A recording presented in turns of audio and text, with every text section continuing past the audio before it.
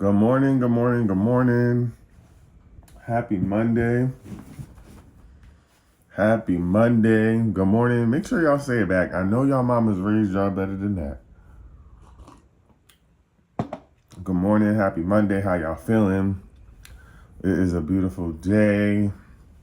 The sun is shining. The wind is blowing.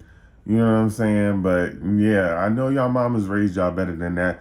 To come up in nobody's stuff. to come up in nobody's stuff and not say good morning. I know y'all mamas ain't raised y'all like that. And I call y'all mamas. Y'all keep playing around. Okay? I ain't have nothing for breakfast. Just coffee, okay? But I know y'all mamas raised y'all to say good morning. So, say it back because I don't want to have to call your mamas. I don't want to have to call y'all mamas and tell them how you outside acting, embarrassing them, okay? Good morning. Okay? There's a few things I want to talk about today. And I'm doing well. I'm excited to be here. And today we're going to start off the live a little bit different than how we usually start off the live. We are actually going to start off by giving some life updates. So I have some important life updates that I want to share with y'all. I feel like I need to share with y'all first because y'all are family. You get what I'm saying? So I feel like my life updates have to be shared with y'all first because, it's only right because we spent so much time together. All right. So first life update I want to share. If you're new to this and you don't know, I'm going to talk about y'all raggedy nephews B-Day and I'm going to show y'all pictures and videos. But before we get there, I quit my job recently as an executive in education and decided to do entrepreneurship and content creation full time. And that was the scariest thing I've ever done. And things have been happening. You know what I'm saying? God has been working and things have been happening. First, I want to give y'all a few quick announcements. So the brand partnership deals. So I was recently contacted by an organization called the Community, hold on, I'm going to tell you right now. Called the Community Something Action. And it's called Community Change Action. And they are essentially an organization that works in marginalized communities to do groundbreaking work and make sure that marginalized voices are heard. I have a video that's coming out as one of my first partnerships with them to advocate for a day called A Day with No Childcare, where essentially childcare workers take that day off to show how hard it is to not have childcare, to advocate for more money for childcare from the government, since the government is trying to cut childcare funding, Head Start funding. So y'all be on the lookout for that. That's really exciting. Another thing is, you all may have seen a video that I did about the Diddy Trial, where there was an AI note-taking thing called Turbo AI or Turbo Learn. That's another partnership that I recently got connected with and I'm really excited about. And then the last thing two things. The last two things that feel really exciting to me. One is that I got accepted into the YouTube creator community. So more to come on that. I don't really know what that means, but I'm excited. I have the first meeting next week. So that's really big. And the last thing, and the thing I'm not going to say most excited about because I'm excited about all of it, but Warner Brothers is doing a documentary on Auntie Wendy Williams. And they reached out to me asking if they could use my TikTok video about freeing Auntie Wendy Williams in the documentary. So that contract is signed. And hopefully when the documentary airs, y'all will see your boy on there talking to my phone and yapping like I do. So I'm really excited about that. That's lit. So those are a few life updates. I felt like I needed to share with y'all first because we family here. You know what I'm saying? Like y'all are the reason that I'm here, so I'm really excited. And honestly, your boy took a leap on faith by quitting my job. It was the scariest thing I ever did, but y'all really, really rock with me, and I appreciate y'all so much. So I wanted to share with y'all because I really love y'all, and without y'all, it would never happen. Without this platform, it would never happen. Without y'all, it would never happen. None of this would be possible. So I'm really thankful for y'all because y'all made life for me. So I love y'all and just wanted to share that. That's one. Okay, y'all, Raggedy Nephew's birthday. So let me show y'all the Airbnb first, okay? Oh, wait, no, that's them playing. We'll get to that. That's the water balloon. Okay, but wait. This Airbnb we got for the kid for his birthday is mad nice. Like, let me show y'all. I'm sorry, it looks crazy down here. Just ignore that. But it got like a theater, an office, like, and this is not even the rooms. Like, okay, but wait. That's one part. Even the pool, even though it's closed, like, it's not open yet. But then they got this family room. This is the whole front yard. Then a whole nother living room. The kitchen, ignore this because I'm cooking and they've been eating and it's mad kids here. And then they don't lock doors around here. A whole basketball court. It's crazy. And that's not even upstairs or the bedrooms. They got laundry. So for those of you who just got here, this is the Airbnb that I got for y'all Raggedy Nephew's birthday this weekend for him and his friends. So him and a bunch of his friends came over. This is their video. They did a white boy wasted thing.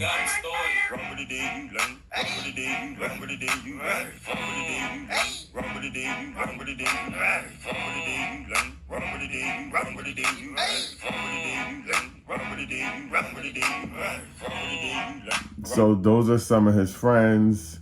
And then my family all came and sang happy birthday to him. Let me see if I can find the video.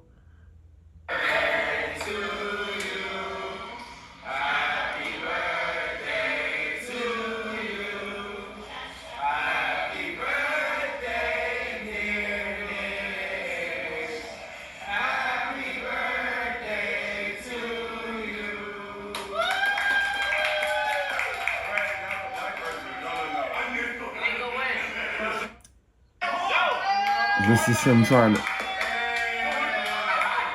So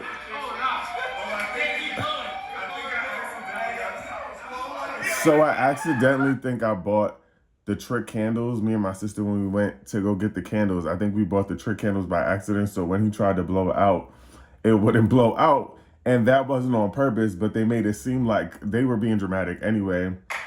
And this is them doing some, I don't even know.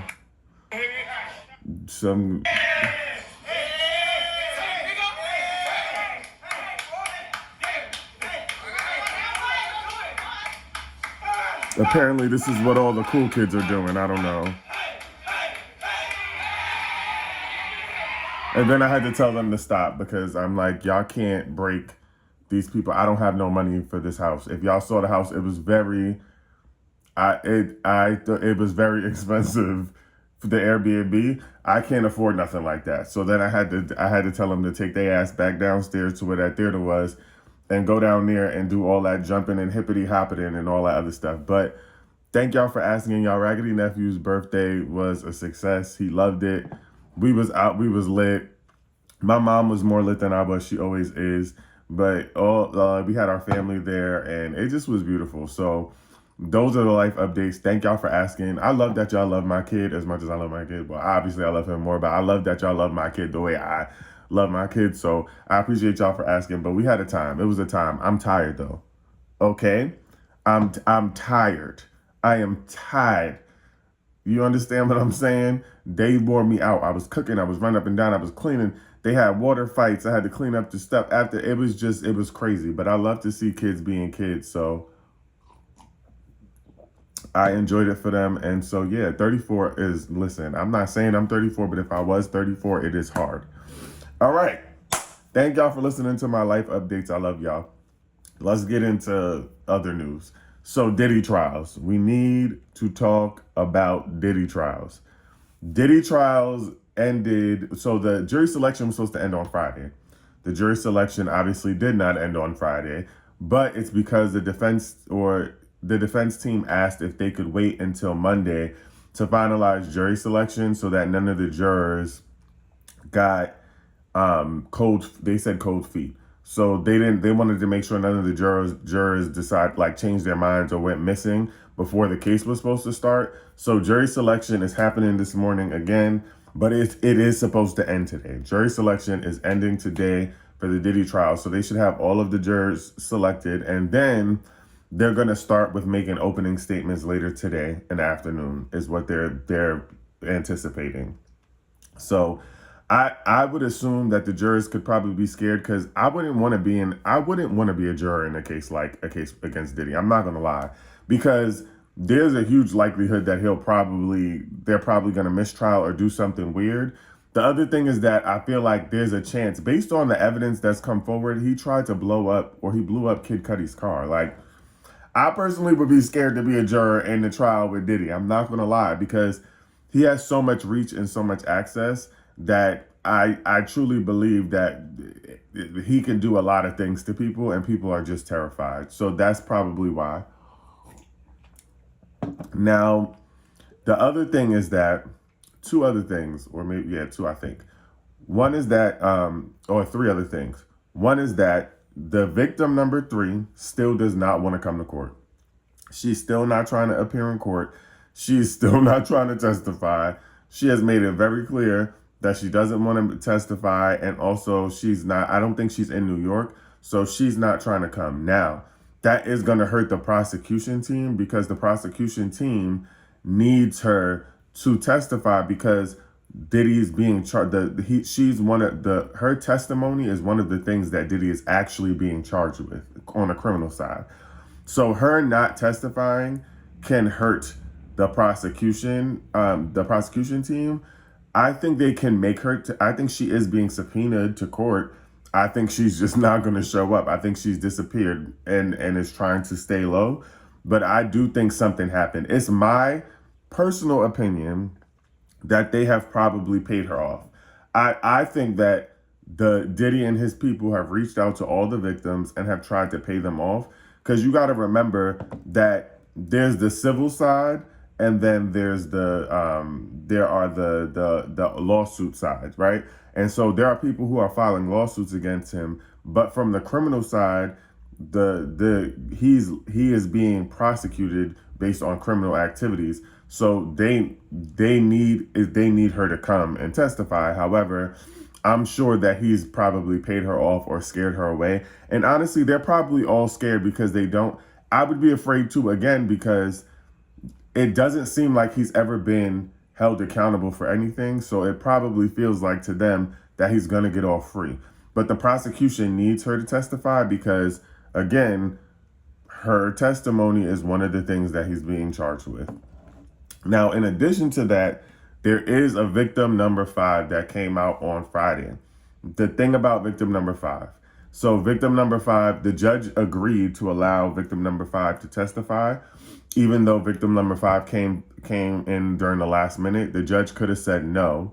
But the judge said that the victim number 5 can testify. But unlike the other victims, the other 4, they're all allowed to testify as Jane Doe. Like, their identities are able to remain anonymous. But victim number 5 cannot remain anonymous if she testifies. And the other thing is that victim number 5 is not testifying to any criminal, like something that he can be charged with criminally. So essentially what TMZ was saying is that victim number 5 can get on the stand, but it's more to talk about his character. It's more to say, here's the things I witnessed him doing. Here are the things, just so that they can build a case around the other victim's stories, what he's being charged with. They're trying to build a case around it. So victim number 5 testifying would help them to build a case to say basically that he's not a good person. But he can't be convicted of whatever they share.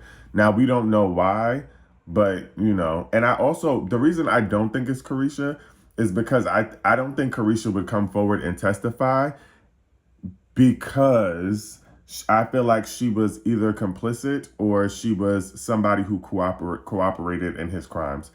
Now, I will also say there's a very likely chance that if they told her that she gets immunity if she testifies against him. So that's also very real. Now, Carisha don't give it. I think it would be bad. She wouldn't be able to recover from that publicly. Like, that would just be bad for her image. And I'm sure he's still paying Carisha's bills. So I don't think that Carisha is going to get on that stand and testify, because that wouldn't go well for her. But there's a world in which they could have said, listen, we can charge you with these crimes. We have you on these crimes. If you don't testify, you go to jail. If you testify, you get immunity. We don't know. But but anyway, that's that on victim number 5. So we'll see what happens. More information to come if victim number 5 even testifies, because they might not put her on a stand. Who knows? And the last thing is that Cassie. So Cassie, the Diddy and his team, which to me seems dumb, and this is my opinion. Diddy and his team, they're taking the angle of saying that they want to go with the angle that Cassie and Diddy's relationship was mutually abusive. That's what they're trying to go with. They want people to believe that their relationship was mutually abusive and that they were harmful to each other. Now, I think that's stupid. I think that he should, and the problem is also that Diddy never publicly apologized to Cassie. He never apologized for his actions. He very much came on camera and apologized to us, the people, but never made any public apology to Cassie. So I don't think that that's going to go in his favor to make it seem like they were mutually abusive. Also, again, the defense team tried to get rid of the video of Cassie and Diddy. So what they actually did was they wanted to get rid of the CNN video. But the CNN video, because they said that it was altered, but the CNN video is not the video they're actually using in the trial. They're using the actual video from the incident from the hotel. So they tried to get the video thrown out because they said that it was altered, but the prosecution team is not using the video from the hotel. From CNN. They're using the video from the hotel because obviously the video from CNN is supposed to be for television. It's not the actual video. So that's one. The other thing is that Cassie is pregnant. I don't know if y'all know this, but Cassie is very, very pregnant. So for them to go with this idea that they were mutually abusive to one another just seems dumb, because you're talking about, from an image standpoint or perspective, you're talking about a pregnant woman on a stand. One is that Diddy is bigger than her. He's just bigger than her, right? So to call it mutually abusive just seems dumb. He's also a man. And what we saw in the video, whether he wants to say that they were mutually abusive or not, we saw him curb stomping her. She didn't, the thing is in the video that they showed us, Cassie wasn't even fighting back. She was literally like this, covering for protection, which to me already shows you that she never attempts to fight back, and she's used to having to fend for herself. She knew to get into like a fetal position and try to cover her face, and she was still so badly beaten that she walked away looking crazy. And people have attested to the fact that that's not the first time. And she also was running for her life. She was clearly trying to make an escape from the hotel and from Diddy. So for him to then try to come up with this idea that they were mutually abusive, it just kind of seems chaotic and crazy, especially because when you look at the video, it doesn't give two people fighting. It doesn't give this is an even exchange. She was literally trying to get away from him and trying to defend herself, like to save herself from getting hit too badly. So for them to try to go with the mutually abusive is just, it doesn't make any sense. And also he's stronger than her, and we know this to be true. Another thing, it just came out. The jury selection is done. The jury selection is done. I just literally opened my phone to see breaking news. The jury is a jury of 8 men and 4 women.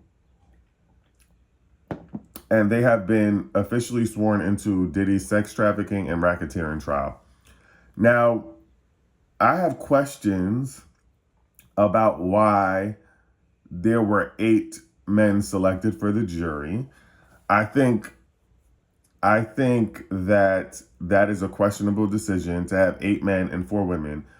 I will continue to say, and say it proudly, I think that this is all planned out. I think that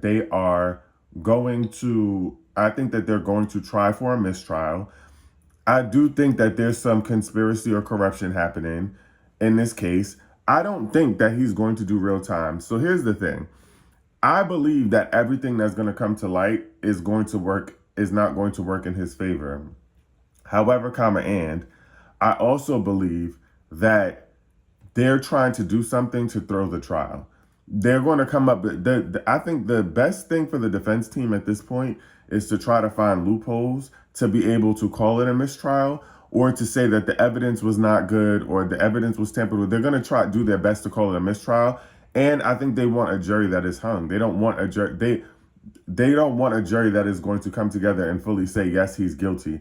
And the best way to get a guilty plea is probably to put, and I'm not saying that all women are this way, because some women might agree with Diddy, but whatever. I've also said this before, that I truly believe that though we know that this is not going to be a fair trial, what I think will happen is that I think that enough of the truth about a lot of these people, these celebrities, and what happened is going to come out.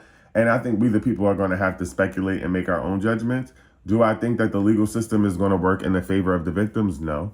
I think Diddy is too powerful, and they're trying to paint a picture of him. And they're also trying to make him this upstanding citizen. Also, his mom and all his kids are at court. They've arrived at court for opening statements, and it's said that they're going to be there for the entire trial, which I think is also an angle that they're trying to explore, right? Like, they want to paint him as this family man, this father figure, the man that loves his family, blah blah. But let me also just say this: his kids are also said to have been participating in the acts that were happening. Let me clarify: the boys, his sons, were all said to be participating in all of the acts that are alleged against him. So I don't really know why. I don't know. I think that they're trying to paint a picture of him as a family man. Do I think it's going to work? Probably not, especially because his sons are alleged to have been there. So it's like, and the other thing is, Diddy, the type of person that I think he is so full of himself and he's so controlling that he will tell these folks that they gonna be, the kids especially, that they gonna be cut off if they don't come to the trial. I think that they know that money overflow and his mama will be cut off. Now, let me also say that I also think that they're going to spin this angle that his mom is a part of the reason that because remember, they're saying he had a swingers lifestyle. So I think that they're going to try to paint an image of his mama being a part of the reason. Because if y'all remember, in the documentary, they shared that Diddy's mom was having all kinds of like parties in the house, and in any room you walk in, you could see people, having, you know what I'm saying? So I think that they're going to try to bring up some of that as a way to make it, to explain why he participated and what he participated. But they're also trying to say that it was just swinging, not sex trafficking, not racketeering. So we'll see, but that's what we know right now. I heard they said that Cassie was also in New York already, and seen in New York, and she is very pregnant. So I don't know when she's going to testify. I think they're going to probably get her on the stand first. And also, I'll Be Sure also said publicly that he was willing to testify against Diddy and what Diddy did to him and Kim. That's what the people were saying, that he said he was willing to testify against Diddy, and that he was willing to share like how Diddy participated in his accident and also making Kim sick. So we'll see. I don't know why they wouldn't have had I'll Be Sure on the stand. But I remember in the documentary, he might be on the stand. Because in a documentary, he was saying that he couldn't share certain things because of the trial coming up. So I don't know. I don't know if he's actually going to take the stand. He might be taking a stand. We don't know. So that's just what's happening right now. But also what we do know is that a bunch of these, well, also here's my thing about Quincy, and then I'll answer the question about the jury. My thing about Quincy and I'll Be Sure is that if you watch the documentary, I'll Be Sure said that he wasn't able to see Quincy because Diddy would not allow him to. So Diddy was so obsessed with Kim that he basically removed I'll Be Sure. Like, he had so much money, so much experience. Apparently, when Diddy met her, he was dating, I'll Be Sure and Kim were dating.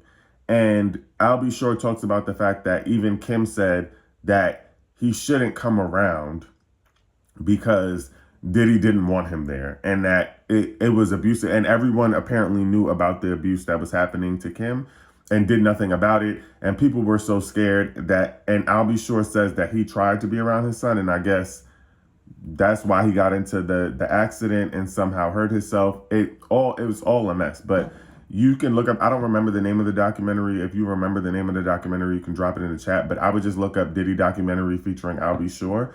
And he talks about how they met. Like, they were dating. Diddy came into the studio. He told his friend, "Oh, I like her." And he set out to get her, and that's what he did.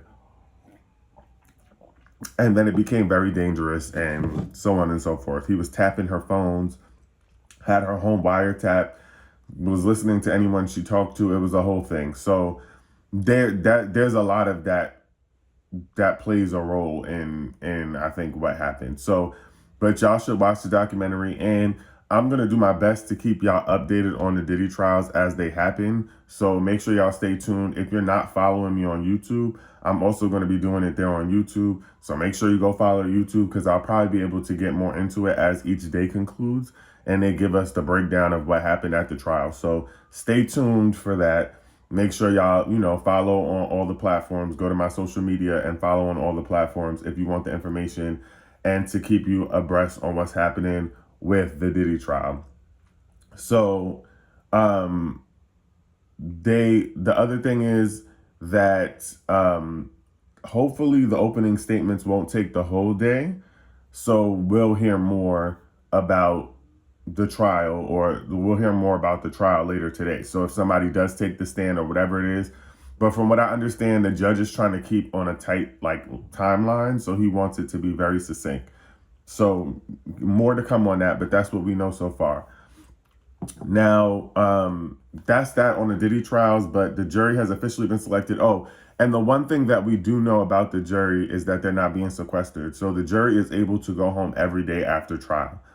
Now, again, I think that they're going for some sort of mistrial, or I think that they're all in. I always think that the legal team and folks on the legal side are all in cahoots. And I think that because they know that Diddy has the reach to be able to pay these people off. And now you have 8 men on the jury. They're going home every day. His family is coming to trial every day. So they're going to see the 8 people, the 8 men and the 4 women who are jurors. So when they leave, they can absolutely try to get in contact with the jurors and try to pay them off. And if you offering somebody $3 million, if they offering somebody $3 million to make sure that he doesn't get a guilty verdict, especially men, come on, it's like it's a setup. It's a setup. So that's just my personal opinion on this whole situation. But again, just my opinion.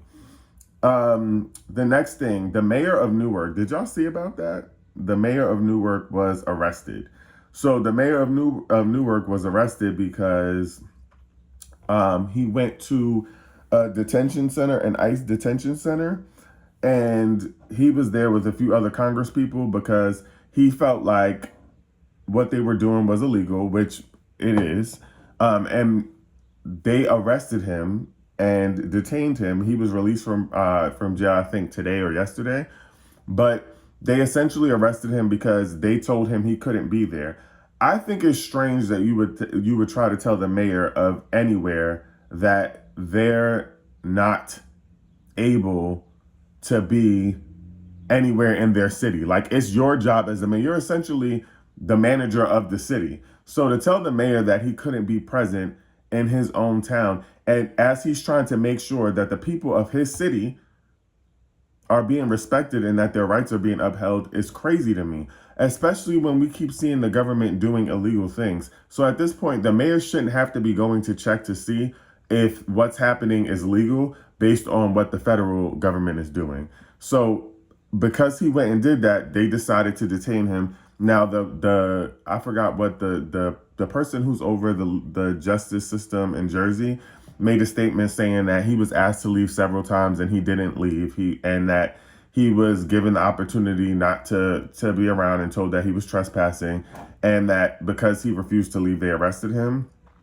But he came out with a statement saying that his legal team was looking to take action because he feels like his rights were violated. And I personally think they were trying to make an example of him, because they keep saying that no one is going to step in the way of them trying to remove violent criminals from their city.